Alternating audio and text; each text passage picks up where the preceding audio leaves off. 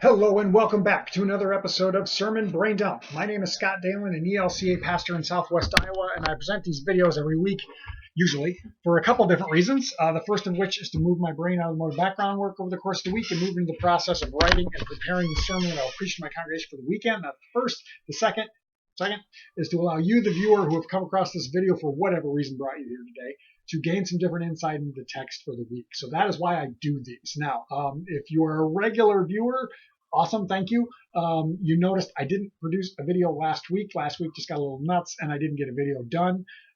This week, I'm actually not preaching like normal. I'm going to be gone this weekend.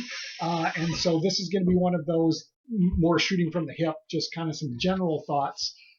Not really based with any weekly background work this week. So this is just going to kind of be one of those more low-key ones. Also, then next week, I won't be doing a video either because as I'm leaving this weekend, I'm going to be gone next week. So no brain dump video next week. And if you also happen to be catching my not so deep thoughts of a pastor, I probably won't get one of those done next week either. So just kind of a note that there's going to be some gaps in there.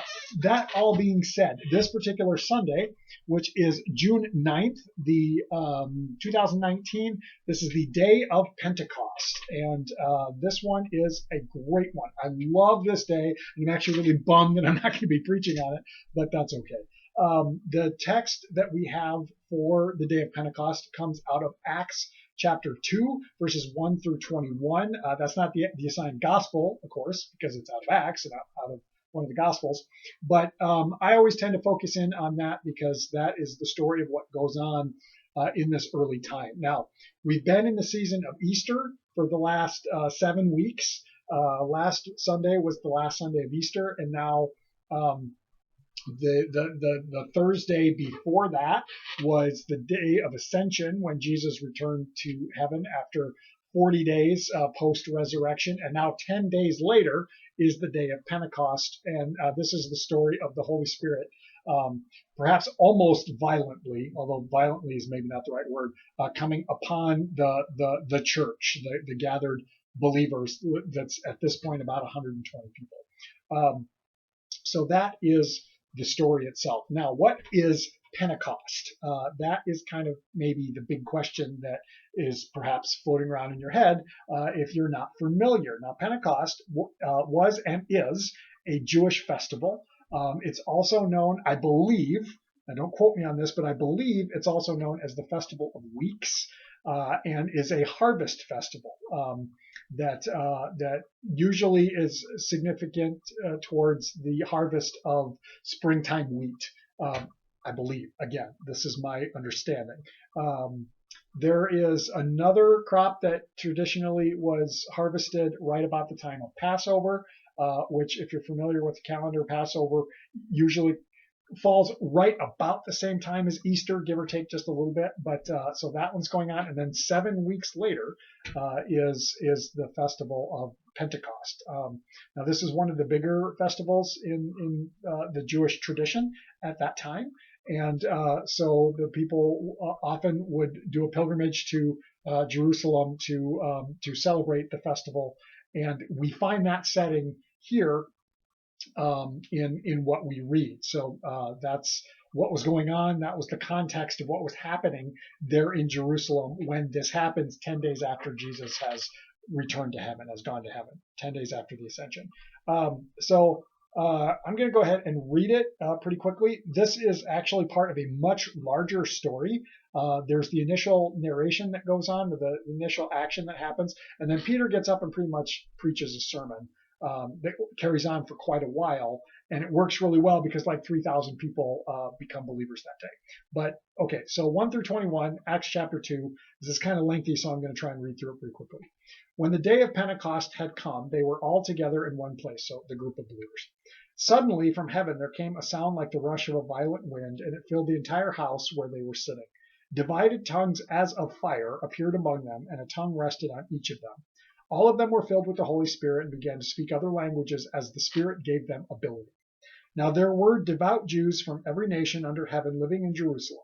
And at this sound the crowd gathered and was bewildered because each one of them heard them speaking in the native language of each. Amazed and astonished, they asked, "Are not all of these who are speaking Galileans? And how is it that we hear, each of us, in our own native language? Parthians, Medes, Elamites, residents of Mesopotamia, Judea, Cappadocia, Pontus and Asia, Phrygia and Pamphylia, Egypt and parts of Libya belonging to Cyrene, visitors from Rome, both Jews and proselytes, Cretans and Arabs, in our own languages we hear them speaking about God's deeds of power." All were amazed and perplexed, saying to one another, "What does this mean?" But others sneered and said, "They are filled with too much wine." But Peter, standing with the 11, raised his voice and addressed them. "Men of Judea and all who live in Jerusalem, let this be known to you, and listen to what I say. Indeed, these are not drunk, as you suppose, for it is only 9 o'clock in the morning. Ha! It's too early. They haven't partied that hard yet. No, this is what was spoken through the prophet Joel. In the last days it will be, God declares, that I will pour out my spirit upon all flesh. Your sons and your daughters shall prophesy, and your young men shall see visions, and your old men shall dream dreams.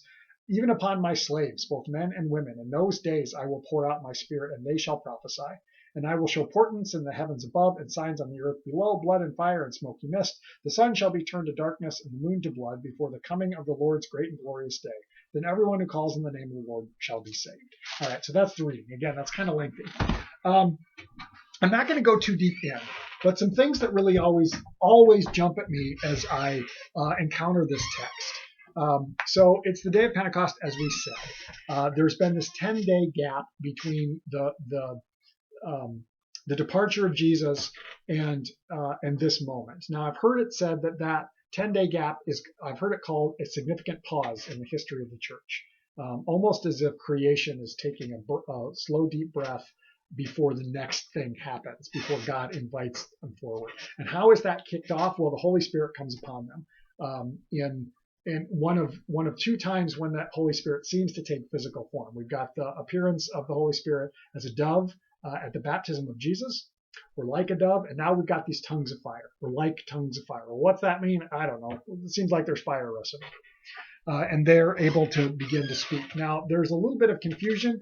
Were they literally speaking different languages, or was the Holy Spirit simply empowering the people to hear in different languages? We don't necessarily know, but it seems like all of a sudden they're given this heavenly ability to, or this miraculous ability to speak languages other than their own. And it happens when there's all of these different nationalities that have gathered and are there for the festival, and then we'll go back home again.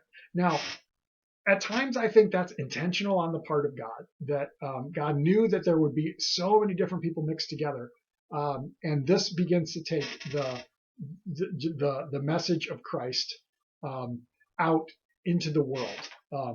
All these different directions that these various new believers will take with them. And even if they don't believe it, they're still going to carry the story of what they had seen, what they had witnessed, even if it does not touch them to the point of becoming a believer themselves. So I think that this is just another example of something I've talked about before, as God continues to invite reality forward towards something. And then as it happens, there are naysayers. We hear that they blame what's going on the fact that they've had too much wine, that they're drunk. That's how they're speaking other languages, which makes me facepalm. But that seems to be what it is. But Peter refutes that. And then he quotes the prophet Joel. In the last days, God declares, "I will pour out my spirit upon all flesh, everyone. The Spirit of God will come upon them." And what does that mean? What will that look like? I don't know.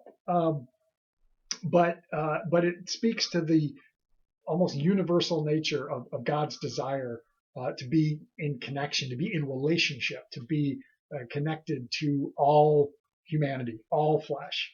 And that to me, that's good news. And to me, it's a reminder of the importance of not creating barriers. That kind of seems to be a theme that at least has been going on in my head over the last several weeks, post Easter especially, as we've continued to hear stories that kind of seem to point at breaking down those barriers, that God shows no partiality. We had that one a couple of weeks ago. This idea that the divisions that we have created, God will overcome, and that all flesh is included, all life is holy, all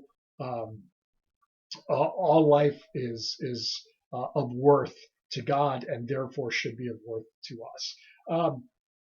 That's just kind of, I don't know, that's kind of where I'm at with this. Again, I haven't done a ton of prep work for this one, but these are some basic thoughts on the day of Pentecost. I love this day. Holy Spirit's really on display, but just the almost laughable notion of what goes on here is just strikes my fancy. If you have thoughts, questions, comments, you want to throw them down in the comment section, we'll continue the conversation that way. Otherwise, I hope you have a blessed week. And as always, if you appreciate these videos and find them to be a benefit and would like to support the ministry that allows me to do them as an outreach from my congregation, I'll put the link to my congregation's website. You can follow the links. They're on there to our online donation site if you want to. No pressure if you don't. Otherwise, have a great week. We'll catch you again.